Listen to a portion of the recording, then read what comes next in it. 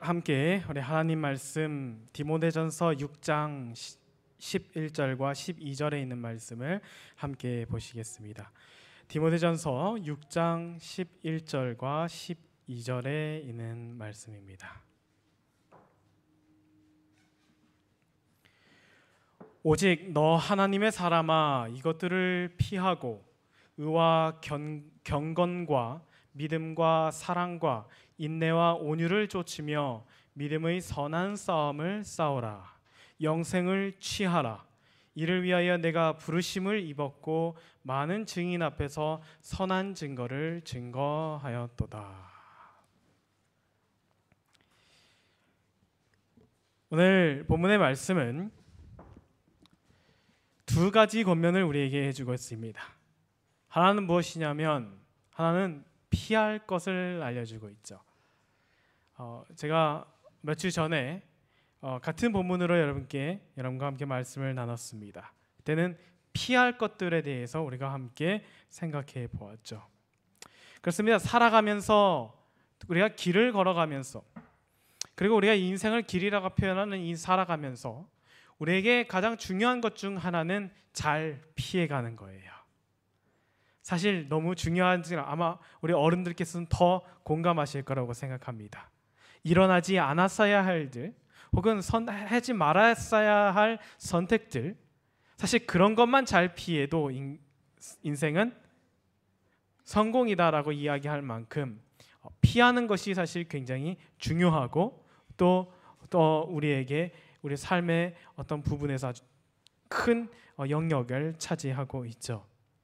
그러나 궁극적으로 우리가 무엇을 피해가는 것은 우리가 궁극적으로 이루고자 하는 어떤 목표는 아닙니다. 길을 걷는다는 것은 장애물을 피하는 것도 중요하지만, 걸려 넘어지지 않을까 조심하는 것도 중요하지만, 무엇보다 걷는 이유는 무엇이에요? 목적지를 향하여 가야 하기 때문에 우리는 걸어가게 되는 것이죠. 그래서 오늘 본문의 말씀은 이것들을 피하고, 피할 것들은 피하고, 그 다음엔 또 무엇이 있다라고 이야기하나요?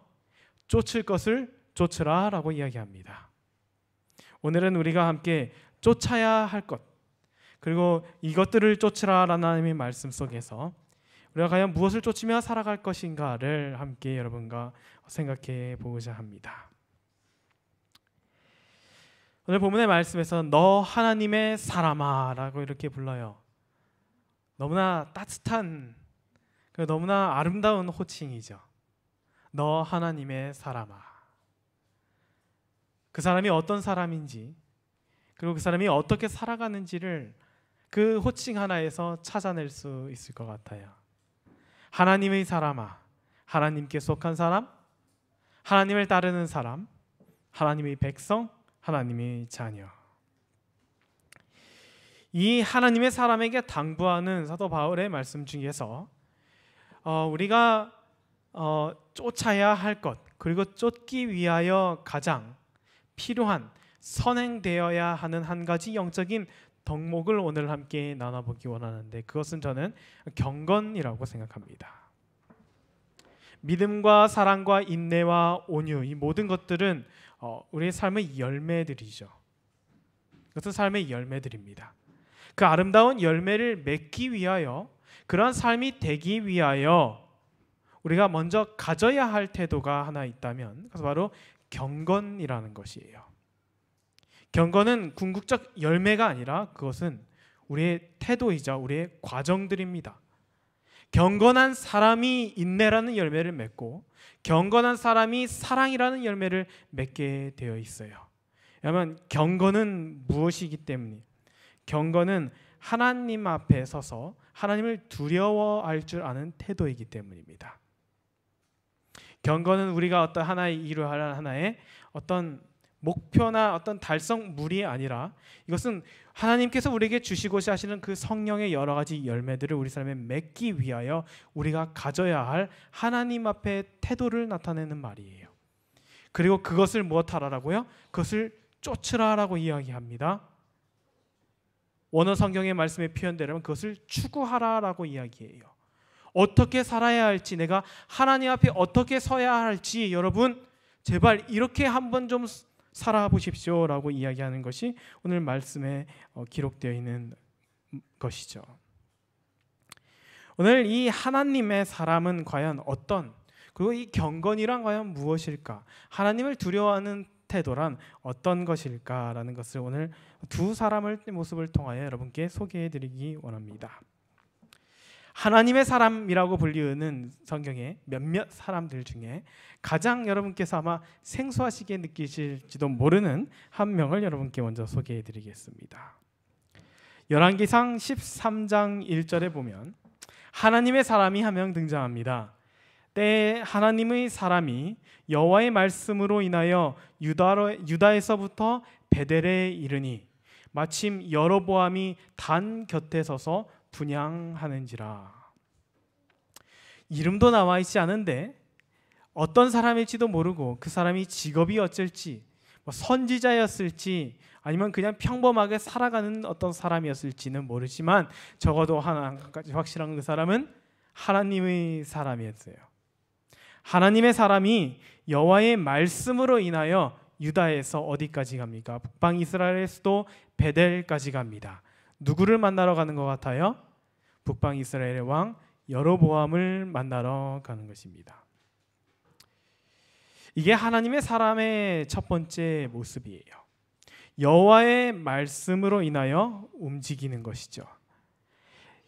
베델은 갈 곳이 아닙니다. 가야 할 필요도 없는 곳이에요. 예루살렘으로 갔다 가면 납득이 되겠지만 베델은 갈 곳이 아닙니다. 베델은 하나님의 성전이 있지도 않고요. 거기서는 더더욱 하나님께 드려지는 예배도 없고 이 사람이 여로보암을 더더욱 만날 이유는 없는 것이죠. 그럼에도 불구하고 그가 간 것은 무엇이냐면 여호와의 말씀으로 인하여 하나님께서 말씀하셨으니까 그는 가는 것입니다.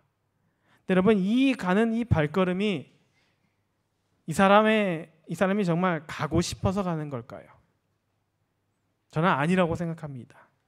오늘 이 하나님의 사람은 굉장히 내키지 않은 발걸음을 하게 되어요. 왜냐하면 여로보암에게 좋은 이야기도 아니고 하나님의 경고를 해주기 위해 가야 됩니다. 어떻게 보면 자기네 나라 왕도 아니고요. 우상 숭배자에 불쾌하면 자기를 언제든지 쳐서 죽일 수 있을 그런 이교도, 그런 우상 숭배자의 앞에서 하나님의 말씀을 전해야 하는 입장에서 그것이 간 것이 정말요 하나님 가겠습니다라고 이야기할 수 있는 사람은 아마 없을 것입니다. 여러분 잘 아시는 것처럼 이러한 경험을 했던 선지자 한 명이 있죠. 구약시대 요나 선지자. 하나님께서 요나에게 니느웨로 가서 하나님의 말씀을 전하라 하실 때 어땠어요? 요나가 가기 원치 않았습니다. 가기 원치 않았어요. 당연하죠. 가봤자 못해요. 내 이야기를 들어줄 이유도 없고 그 사람들이 나의 말에 귀를 기울일 일은 더더욱 없으니까요. 그리고 그 사람들에겐 전혀 희망이 보이지 않았기 때문입니다. 그럼에도 불구하고 이 하나님의 사람은 어떻게 해요? 가는 것이죠. 여러분, 이 경건, 하나님의 사람의 경건이라는 것은 하나님의 말씀이 임함으로써 시작된다는 것입니다. 하나님의 말씀이 내 마음속에 들어오고 내 귀에 들리는 걸로 시작되어요. 그래서 우리가 하나님의 말씀을 읽고 우리가 기도하는 것이 그래서 중요한 것입니다. 그것이 우리의 마음의 귀에 하나님의 말씀이 들어와요. 들립니다. 우리가 인식하게 되죠. 그때 우리 마음속에 필요한 것이 바로 이 경건의 태도입니다. 이 경건의 태도는 하나님을 두려워하는 것, 그리고 그 경건의 태도는 어떤 모습으로 우리 가운데 나타나냐면 자아 포기의 모습으로 나타납니다. 하나님, 가기 싫지만 어떻게 해요? 가겠습니다. 여러분, 이것이 하나님의 사람의 삶의 모습입니다. 여러분, 우리가 말씀을 아무리 많이 읽고 아무리 많이 들어도 우리 삶 속에 이런 경건의 자세, 즉 자아 포기의 자세가 없으면 아무런 의미가 없습니다. 나를 움직이지 않아요, 말씀이.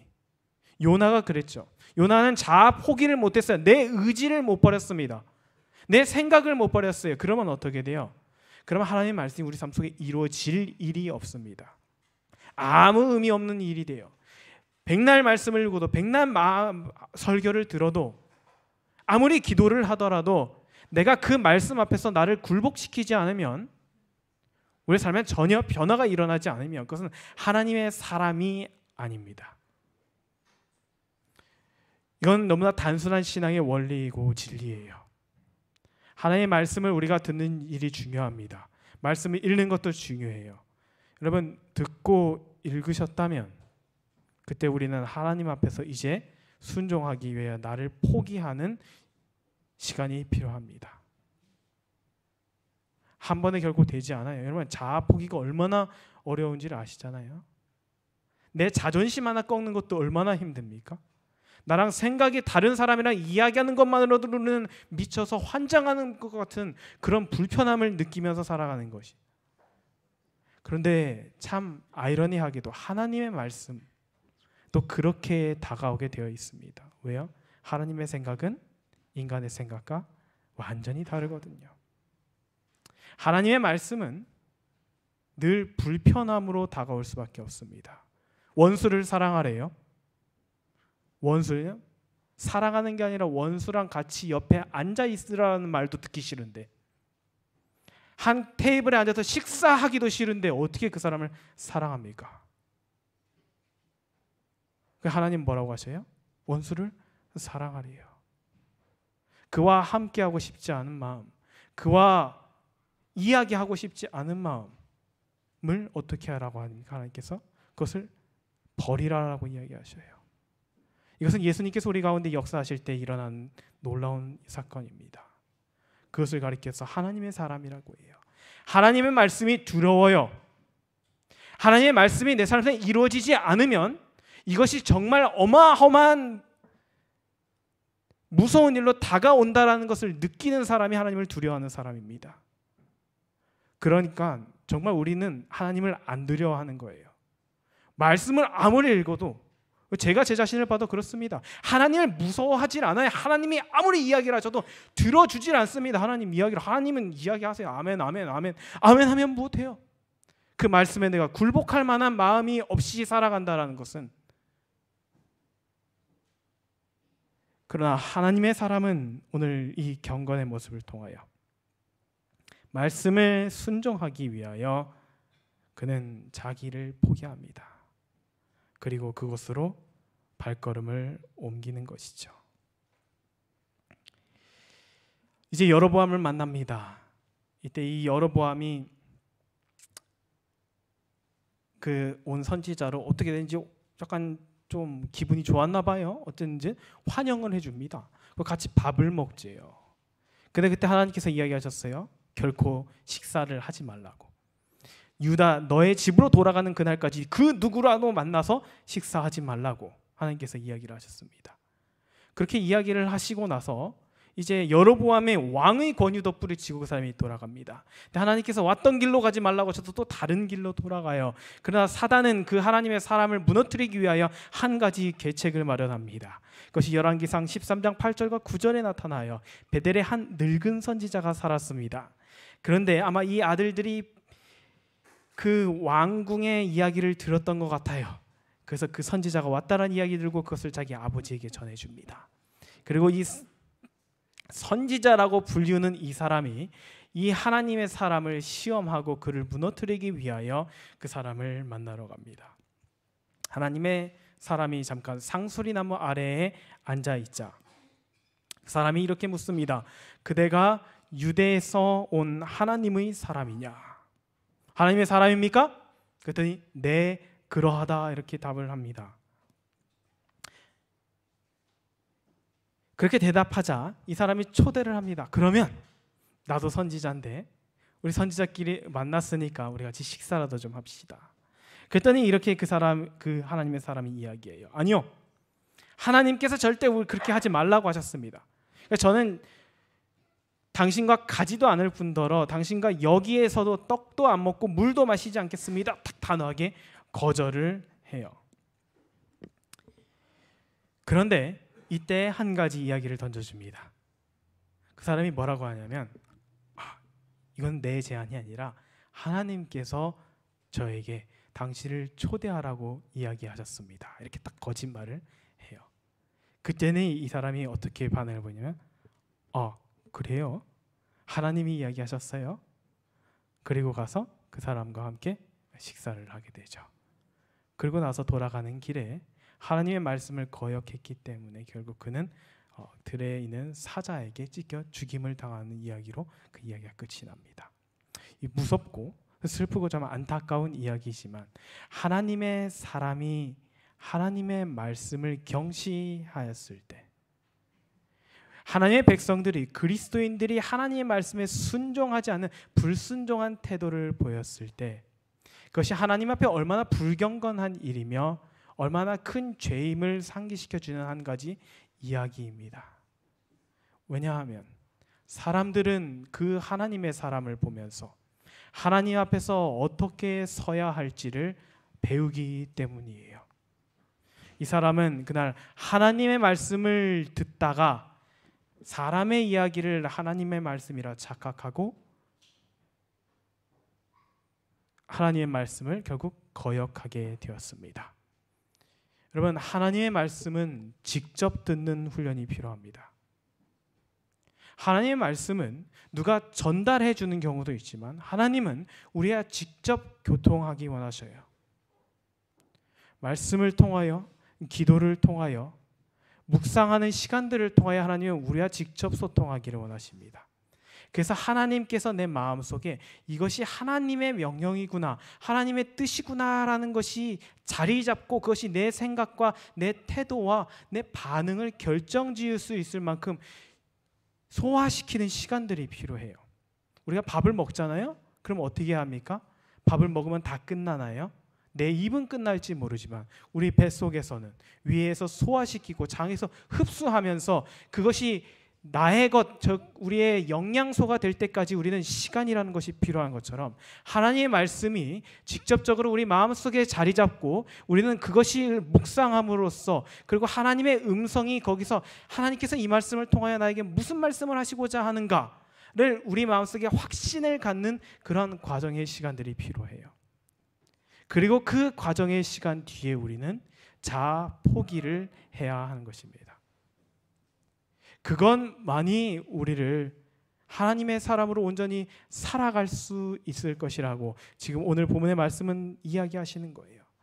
여러분, 경건하지 않으면 사랑의 열매가 맺히지 않습니다. 경건하지 않으면 인내의 열매가 맺히지 않습니다. 경건하지 않으면 봉사, 자비, 이런 열매들이 우리 삶에 없습니다. 그렇기 때문에 여러분, 경건하십시오. 그것을 추구하십시오라고 지금 사도 바울은 당부하고 있는 것이죠. 하나님의 사람은 그렇게 살아야 합니다라고 부탁하는 것입니다. 또 한 사람, 하나님의 사람, 오늘 어린이 설교 시간에 여러분께 말씀드렸던, 소개됐던 바로 베드로예요. 사도행전 10장에 보면 이런 사건이 일어납니다. 우리 성경절 한번 띄워주시겠어요?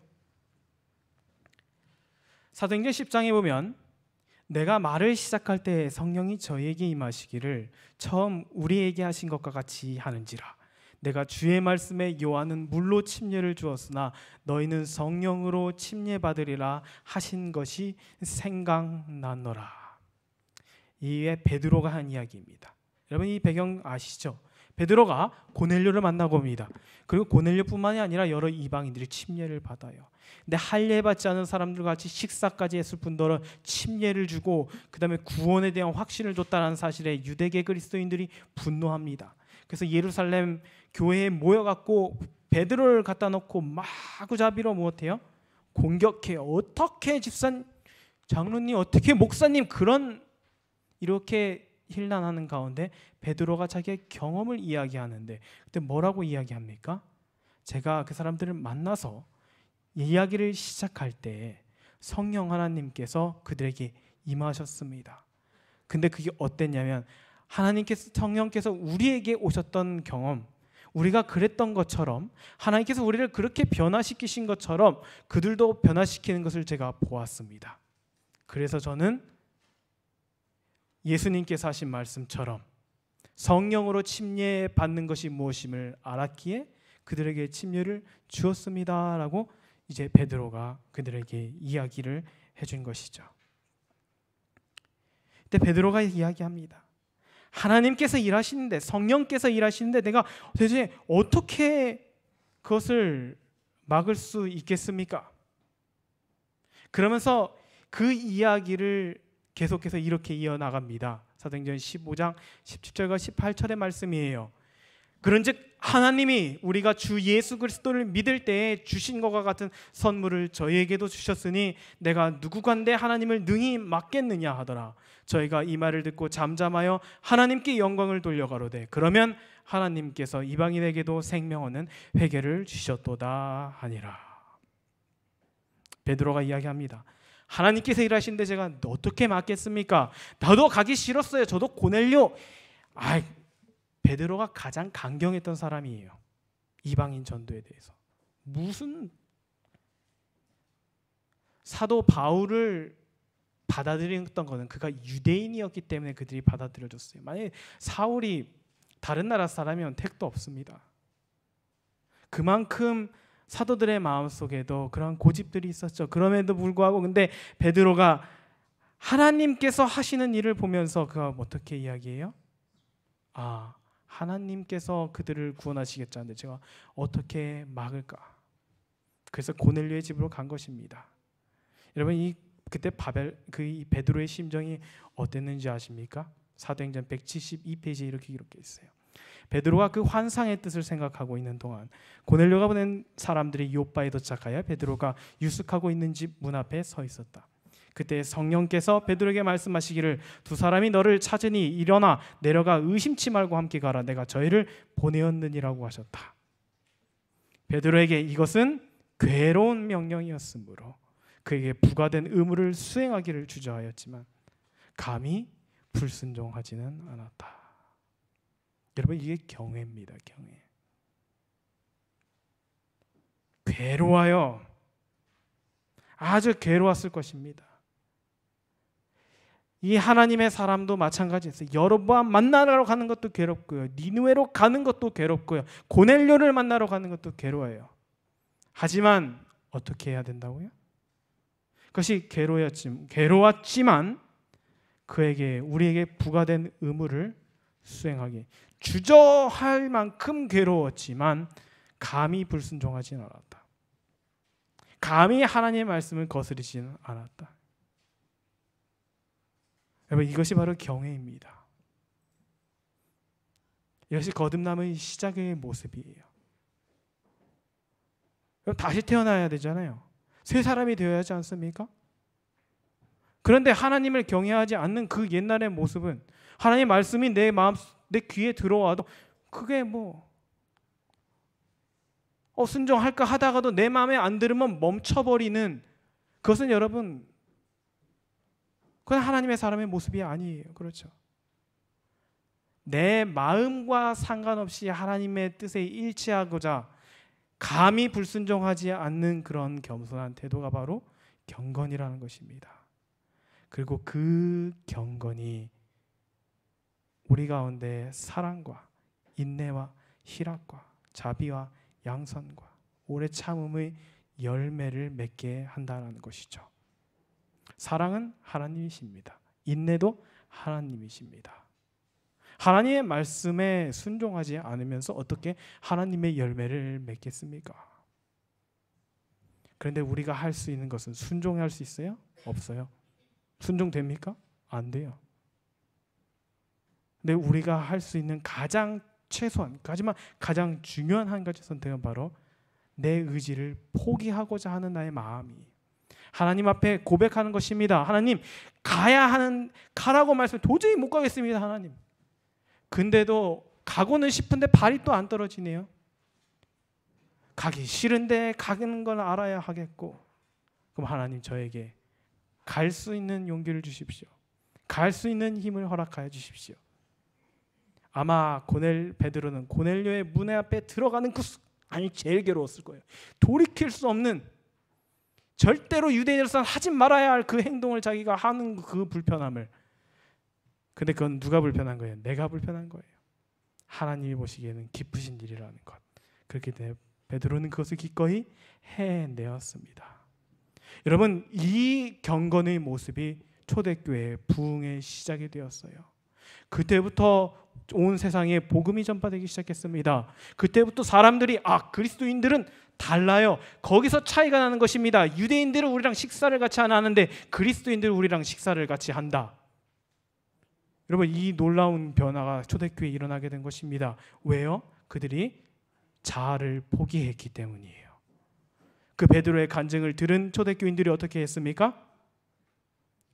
그렇습니다. 하나님께서 하셨습니다. 그러니 하나님께서 그들이 구원하시겠다고 하셨으니 하나님께서 그들을 구원하시도록 우리는 그 길을 막지 않겠습니다 라고 했던 것이 그들의 고백이었어요. 여전히 불편했겠죠. 여전히 어색했을 것입니다. 그러나 그럼에도 불구하고 그들이 그들의 의지와 그들의 마음을 포기하고 주님 앞에 순종하고자 하는 두려운 마음으로 섰을 때 하나님께서는 그들의 삶에 사랑과 일학과 자비와 양선과 온유와 절제 모든 열매들이 맺히게 하셨습니다. 그래서 그리스도인들이 드디어 유대인들과 구별점을 찾기 시작했던 거예요. 그래서 안디옥에서 뭐라고 사람들이 불렀어요? 그리스도인이라고 그제야 처음으로 불러줍니다. 여러분, 우린 그리스도인들이잖아요. 우린 그리스도인들입니다. 세상과 구별될 수 있는 유일한 것은 우리가 그리스도의 모습을 갖는 것밖에 없어요. 기독교인, 비교독교인 그건 우리 생각이지 사람들은 그냥 종교를 가졌느냐 안 가졌느냐 이 정도만 생각합니다. 그리고 기독교인들도 마찬가지에 수많은 기독교인들이 있습니다. 구교, 신교 합치면 수십억 명이에요. 근데 그 사람들 가운데서 누가 하나 세상 사람들이 가리켜서 이야, 저 사람은 정말 그리스도입니다라고 할 만큼 그런 사람이 얼마나 될까요? 교회가 교회답고 그리스도인이 그리스도인다운 모습을 가졌을 때 하나님께서는 우리에게 그제야 영혼을 구원케 하시는 일을 허락하실 것이라는 것입니다. 우리 오늘 이 말씀을 한번 다시 기억하시면서 하나님 앞에 경건한 태도, 그분 앞에 그분의 말씀을 순종하지 않으면, 그분의 말씀이 우리 가운데 일어나지 않으면 안 된다라는 좀 두려운 마음을 하나님께서 우리에게 허락해 주시길 간절히 소망합니다. 그래서 하나님이 막 벌 주실까 겁나 갖고 하나님께 순종하는 것은 아니지만, 그러나 하나님의 말씀이 이루어지지 않고 그분의 말씀을 내가 거절하는 것이 두렵고 하나님께 죄송하고 하나님 앞에서 면목이 없을 만한 그런 염치를 하나님께서 우리에게 주시기를 간절히 소망합니다. 그래서 우리가 하나님 앞에 섰을 때 내 마음에 들지 않아도, 내 뜻에 맞지 않아도 하나님께서 이야기하셨기 때문에 용서하고, 용서하기 위하여 만나고, 용서하기 위하여 이야기하고, 이해하기 위하여 서로 대화하고, 가깝게 되기 위해 함께 식사하고, 우리의 하나님께서 주신 그 조그만한 우리 하나의 그 사명들을 감당할 수 있는 그런 마음을 하나님께서 우리에게 허락하시기를 간절히 소망합니다. 경건의 그리스도인, 그것이 하나님의 사람의 모습이고, 그 하나님의 사람은 내 마음대로 되는 것이 아니라 선지자의 왕 120페이지에 보면 엘리야가 하나님의 사자가 하나님의 사람이 된 경위를 이렇게 간략하게 요약합니다. 엘리야는 주의 사자가 되고자 애쓰지 않았다. 주의 말씀이 그에게 임하였다.